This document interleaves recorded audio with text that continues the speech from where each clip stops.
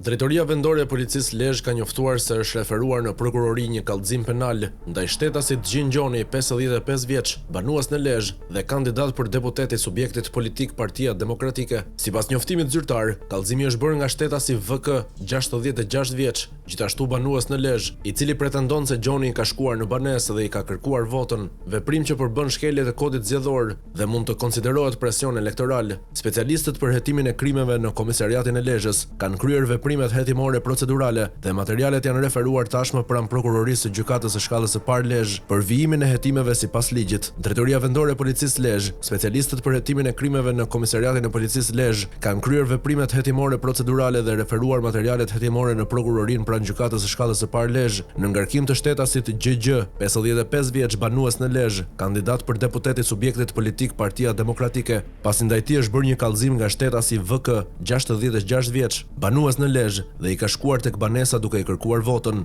njofton policia.